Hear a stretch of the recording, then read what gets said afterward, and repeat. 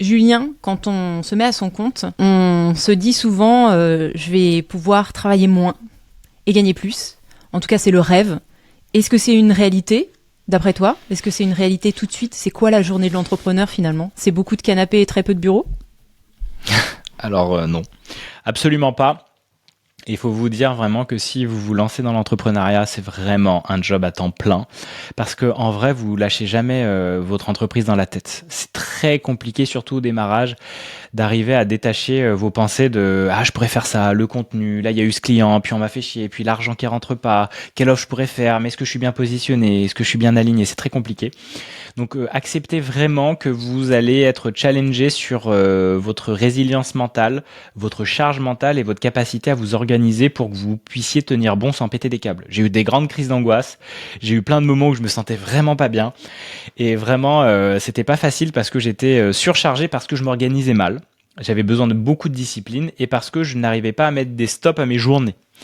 Et à mes week-ends non plus. Donc on peut mettre des stops physiques et avoir même un peu ses pensées qui partent, mais aller faire des choses qui nous font du bien. Du sport, aller parler avec sa compagne, son compagnon, aller voir des amis, boire un coup, vraiment se divertir, regarder des films, des séries, ça c'est hyper important déjà pour bien équilibrer dans votre semaine ou dans votre journée. Vraiment mettez du contenant même dès le départ, même si ça vous brûle de créer, de parler, de faire plein de trucs parce que vous êtes hyper excité au démarrage, mais ça risque de vous consumer et peut-être que vous allez mettre la clé sous la porte à cause de ça. Deuxième chose, c'est que oui, ça peut vous apporter de l'argent. J'ai pu en gagner pas mal dans mon activité, mais j'ai très mal géré, donc j'en ai perdu aussi beaucoup et j'ai fait des excès, j'ai fait des achats compulsifs parce qu'il y avait énormément d'émotions qui étaient aux commandes et pas de raison. Donc je vous invite à avancer pas après pas et de pas partir dans des décisions importantes au moment où vous êtes dans vos émotions. Donc ça veut dire vraiment toujours prendre soin de vos émotions, soin de vos schémas intérieurs et d'où vous venez, papa, maman, votre éducation et tout, ça va vraiment vous challenger. Donc faites-vous accompagner sur l'argent, mettez de la conscience sur comment vous gérez votre argent et essayez, c'est vraiment le nerf de la guerre, hein, surtout quand on se lance. Mettez de l'argent de côté au maximum et essayez de dépenser le moins et d'investir intelligemment, que ça soit dans des logiciels comme Zoom ou comme Riverside quand on fait des vidéos, dans un abonnement de ChatGPT, dans des choses vraiment utiles, mais pas le mec comme moi j'ai fait qui veut investir pour faire sa com et j'ai mis 1500, 2000, 2500 euros pour même jamais arriver à avoir un logo qui me plaît, à changer tout le temps parce que j'étais en train de me chercher. J'ai perdu aussi énormément de l'argent dans des espaces comme ça. Donc j'avancerai simplement, je prendrai tout ce qui est gratuit au démarrage et je paierai des abonnements ensuite pour aller plus loin parce que je vois vraiment que ça a de l'utilité pour moi. Tout est gratuit aujourd'hui au démarrage, en tout cas vous avez des versions test et tout qui sont vraiment bien et vous pouvez avancer sans payer. Et derrière, je vais faire en sorte donc de voir que c'est un jeu sur le long terme pour gagner de l'argent et surtout je vais essayer de trouver déjà des petits produits qui vont me rapporter de l'argent et qui vont me valider mes compétences au fur et à mesure. Donc je peux juste faire une séance de coaching si j'accompagne. Je peux faire un tout petit produit, une mini formation à moins de 30 euros. Je peux faire vendre peut-être un e-book à un tout petit prix ou faire un petit atelier de groupe, pareil, un petit prix sur mes compétences. Et je continue à développer mes compétences en les transmettant sur ma chaîne YouTube et sur mes vidéos Insta, Facebook. Et j'essaye vraiment de bien me structurer pour avoir de l'espace mental et de sentir une sécurité intérieure et une sécurité financière extérieure. Ça va être vraiment important. Et en fait, d'accepter que ça va prendre du temps. Ça va prendre du temps parce que vous n'êtes pas encore assez compétent, vous n'avez pas assez confiance en vous, les gens n'ont pas confiance en vous. Vous avez besoin d'installer une autorité et ça se fait sur de la répétition. Et au début, vous faites un truc et vous allez évoluer parce qu'en fait, vous bougez. Et à des moments, vous allez voir que vous êtes au service de votre ego, mais pas au service de l'entreprise et des gens que vous voulez accompagner ou à qui vous voulez apporter des solutions. Donc, vous allez vous reposer des questions, vous allez faire des allers-retours et que vaut mieux naviguer léger dans ces espaces-là qu'une grosse machine. Quand je fais tout mon site internet, faut que je repaye une personne pour le changer et tout. C'est dommage. Aujourd'hui, de toute façon, il n'y a même pas besoin de payer pour faire des sites internet. On a Gamma.app, on a des Notion, il y a plein de choses qui sont gratuites. Il y a Canva qui fait des sites gratuits, donc vous prenez pas le chou aujourd'hui, avancez vraiment tranquillement et posez des questions dans des commentaires comme nos vidéos ou moi j'en fais d'autres. Regardez, il y a plein de créateurs de contenu sur ces sujets. Ouais, c'est ça qui va vous aider à avoir un peu plus de temps du coup sur le canapé parce que vous pouvez déjà le prendre dès le démarrage parce que vous savez que financièrement c'est plutôt tranquille. Vous avez géré. et vous avez coupé ce qui n'est pas nécessaire, vous n'avez pas de dette et vous en créez pas de nouvelles avec des accompagnements qui coûtent des milliers d'euros et vous avez vu la pub et vous vous êtes dit allez ça y est je vais faire 100 000 euros au bout d'un mois d'entrepreneuriat, ça n'arrivera pas. C'est tout un parcours, c'est un mindset, c'est un vrai chemin. Donc moi j'en suis pas là et je ne serais peut-être pas non plus parce que c'est pas trop ma quête, mais déjà d'avoir un espace mental clair, de prendre du temps en famille avec Eugénie et Violette, et puis de voir que bah, financièrement c'est cool, ça rentre, et que j'ai des compétences, je me sens bien dans ce que je fais, et que je continue à être régulier dans mes vidéos et tout, ça c'est le plus important. Donc avancer tranquillement sur ces sujets. Ce qui est intéressant, c'est quand tu parles de sécurité financière, j'imagine qu'on n'est pas dans le même point de vue selon qu'on a un travail salarié et on développe son business peut-être dans l'anticipation d'une transition à un moment donné pour être full-time sur son propre business, ou selon si on a lâché son travail salarié pour justement être à temps plein sur son business. Parce que quand tu dis vous n'êtes pas endetté, donc on part du postulat que les gens ne sont pas endettés déjà avant, mais également ça va prendre du temps. Qu'est-ce qu'on fait quand on vient de se lancer et qu'on n'a pas d'autres emplois pour nous soutenir financièrement, même un emploi à temps partiel, et que tu nous dis ouais, il faut du temps, comment est-ce qu'on concilie cette réalité où on se veut en sécurité financière malgré tout? Dans ce cas, c'est ok d'avoir un mi-temps, hein. C'est ok de prendre un job alimentaire et de pas se lancer bille en tête avec très peu d'économies ou autre. Il vous faut au moins 6 mois d'économie, genre sans avoir aucun revenu qui rentre dans votre activité, quoi. Et que vous sentiez tranquille et qu'il y ait aussi un fonds d'urgence à côté pour pouvoir réparer la voiture qui casse, le lave-vaisselle ou je ne sais quoi, ou les problèmes avec les enfants ou la famille, et que vous vous sentiez vraiment pas pris à la gorge. Sinon, vous allez être dans le stress en développant votre activité, vous allez pas faire les actions qu'il faut, vous allez investir dans des espaces pour dire il me faut vite de la pub alors que vous savez même pas à qui vous vous adressez, vous allez dépenser de l'argent pour rien, vous allez pas attirer les bons partenaires et vous allez faire des erreurs. Donc vaut mieux que vous ayez un job à côté ou que vous vendiez plein de trucs, vous fassiez je sais pas ce qu'il faut, vous êtes encore dans votre job d'avant et que vous attendez avant de faire la transition pour que vous avanciez tranquillement. Moi, j'ai très mal géré ma transition parce que j'y suis allé frontal, j'avais trop peur de revenir en arrière, donc j'ai voulu tout fermer et y aller. Alors j'avais de l'intermittence du spectacle parce que j'étais coloriste de films d'animation, il y avait eu le Covid, il y avait l'année blanche, il y avait des bonnes conditions.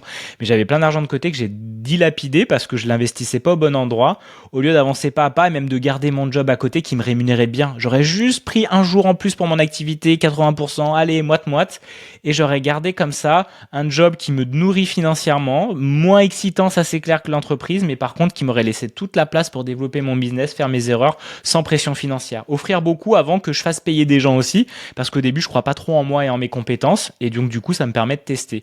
Et moi j'ai voulu flamber.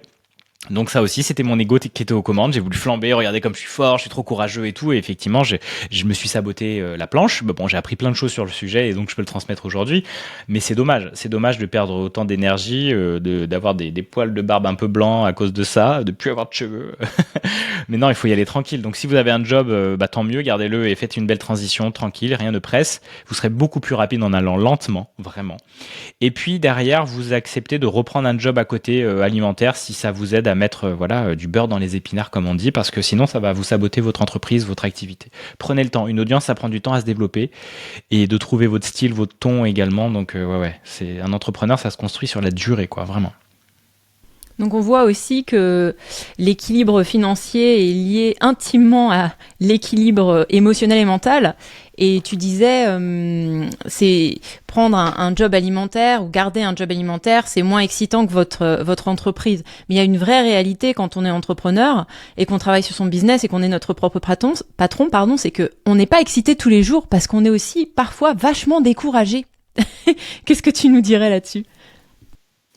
Ah ouais, c'est clair, hein. Vous allez plein de fois, vous n'êtes pas du tout excité de travailler sur votre activité, de faire une vidéo, d'aller structurer, faire vos factures, je sais pas, d'aller vous renseigner sur quel logiciel utiliser pour tel ou tel sujet, de regarder des vidéos YouTube ou autre. Mais en fait, c'est normal.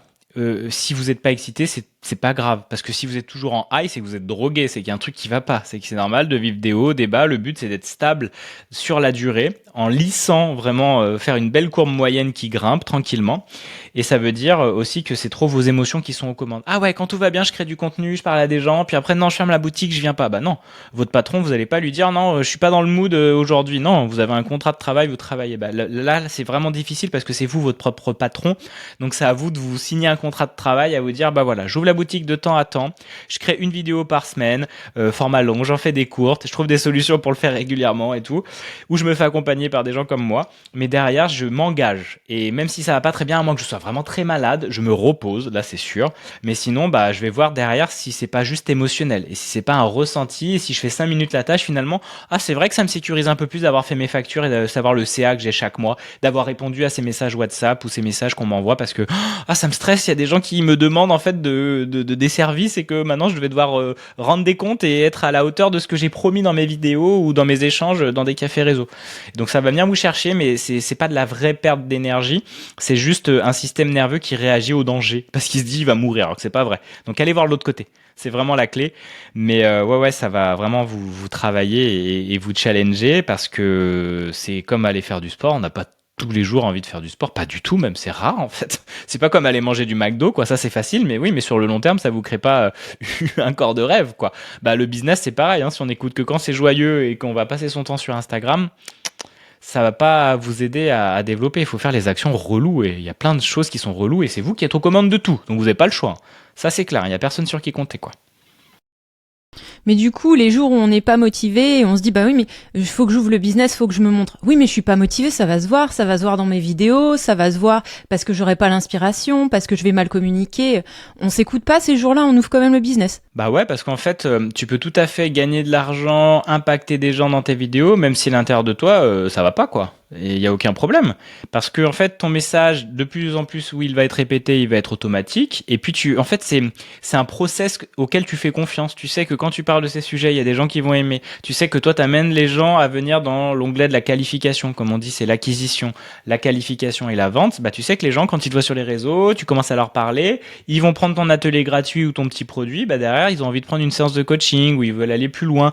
Parce qu'en fait, il y a de la valeur, mais tu l'as vu. Donc, derrière, tu peux faire confiance au processus, mais t'as pas besoin d'être en haute énergie. C'est juste combien de temps tu as investi dans ton business et dans le fait de propager ce que tu fais et d'augmenter tes compétences. Évidemment, il faut des compétences ou apporter de la valeur, parce que tu peux attirer des gens, leur vendre un produit, un accompagnement, mais si tu n'apportes pas des résultats, en fait, le bouche à oreille ne va pas circuler et puis les gens, en fait, vont pas te recommander, voire même vont te défoncer et dire qu'il faut surtout pas aller là.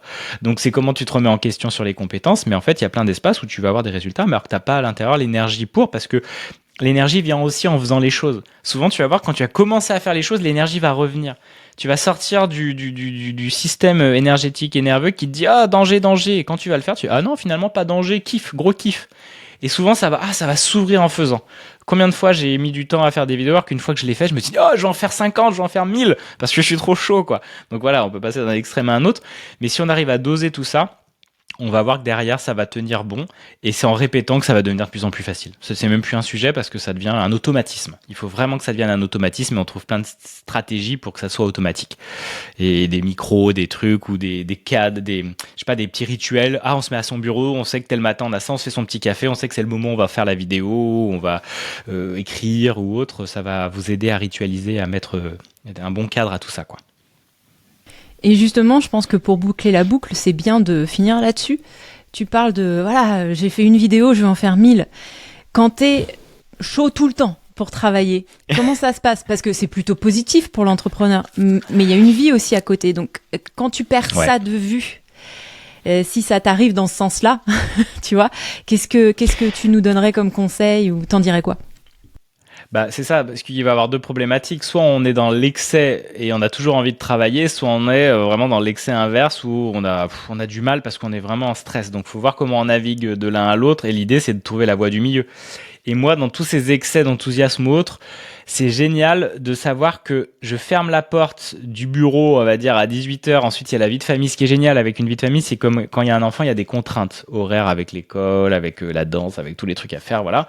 Donc ça nous ça nous cadre, et c'est vraiment se forcer à se dire stop, parce que ça va garder de l'énergie pour le lendemain et se dire j'ai trop hâte demain, je sais que là j'ai avancé sur ça, j'ai ma to-do pour demain, j'ai structuré. Ça va être un réservoir d'énergie que vous allez aussi pouvoir servir à votre famille, ou aller dans le sport ou en nature pour pouvoir aussi l'intégrer, et surtout ça va vous aider à canaliser cette énergie. Vous êtes beaucoup plus puissant et plus apaisé. Et derrière, ça va vous aider au début, c'est pas facile, mais à contenir, et ça va renforcer votre contenant aussi, qu'on dit de l'énergie dite masculine, votre ancrage et votre enracinement pour tenir bien plus bon dans d'autres tempêtes. Et ces ressources d'énergie, vous avez chaque journée pour les partager, quoi. Donc dans l'idée, c'est d'apprendre vraiment à mettre des stops, parce que cette énergie, tu vas pouvoir la réutiliser dans d'autres espaces, ça soit ta famille, ça soit dans le sport, et ça va t'aider à accueillir l'intensité de la joie, de l'envie, de l'enthousiasme, et à revenir au calme avec ça. Comme ça, t'es pas avec du feu qui te brûle entre les doigts, tu canalises ton feu intérieur, et ça va te servir dans ta vie en général et personnelle. Et puis le lendemain, tu reviens, tu t'organises, mais tu seras beaucoup plus calme. Et tu auras intégré ça. Donc tu peux respirer, tu peux faire de la respiration autour de ça, puis tu peux voir qu'est-ce qui se passe si tu ne travailles pas plus. Quelles sont les peurs, le manque ou autre. Parce que si tu as tout, tu sais que tu as fait ce qu'il faut, tu peux revenir au centre tranquillement. Donc là, ça va être tout le travail émotionnel. Et l'entrepreneur se fait à 90% sur son émotionnel, quoi, les 80% et puis 20% sur les actions. Mais c'est tellement important d'aller travailler le mindset, l'état d'esprit, la disposition d'esprit, parce que effectivement c'est ça qui fait qu'on va faire des excès, des erreurs, et que évidemment on va aller se balader sur les deux côtés, quoi. Mais c'est mieux d'en avoir plus d'envie que pas assez d'envie. C'est plus facile à gérer, et que du coup moi je suis plus dans ces excès là. Mais ouais, il faut vraiment revenir au centre et se calmer, ça c'est important, et d'apprendre à le faire. C'est un entraînement comme la méditation, on revient au centre. Merci beaucoup pour ces conseils, Julien. Avec plaisir, et n'hésitez pas à liker, à commenter cette vidéo, et puis à nous en mettre d'autres idées de vidéos dans les commentaires, et si ça vous a parlé, tant mieux, et bon courage sur ce chemin de l'entrepreneuriat en ligne.